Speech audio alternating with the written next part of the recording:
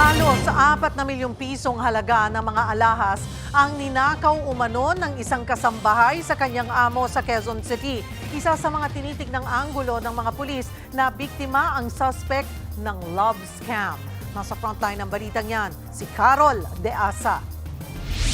Sa kulungan ang bagsak ng babaeng kasambahay na ito sa Quezon City.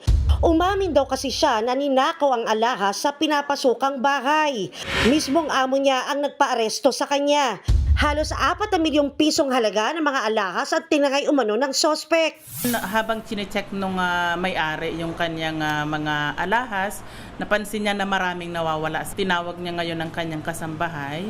Inadmit naman na kaagad niya na siya nga ang kumuha ng mga alahas. Kinilala ang sospek na si alias Mary Ann, 28 anyos at tubong Leyte. 3 buwan pa lang namamasukan sa kanyang amo ang sospek. Ang tanong, nasaan na ngayon ang mga ninakaw na alahas? Sabi ng mga pulis, wala pong na-recover, walang pang nare-recover na alahas.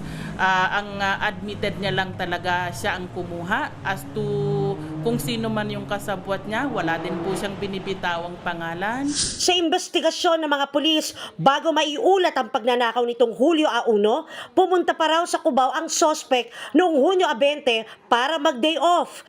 Agad pinuntahan ng mga pulis ang tinuluyan niya pero wala raw doon ang mga alahas. Nang makausap naman namin ang sospek, iginigit niyang napagbintangan lang siya. Hindi ko po yung ginawa, ma'am. Kasi ako lang naman po yung naglilinis doon sa taas. Sa ngayon, inaalam ng mga pulis kung may kasabwat ang sospek. Hindi rin inaalis ang anggulong posibleng na biktima ng love scam ang kasambahay. Very vulnerable sila sa love scam. No, sa yung nag-i-establish yung mga kriminal na magandang kaugnayan dito sa mga kasambahay. Nakaharap ngayon ang sospek sa reklamong qualified theft. Nagbabalita mula sa frontline, Carol De Asa, News 5! Mga kapatid, Cheryl Cosing po.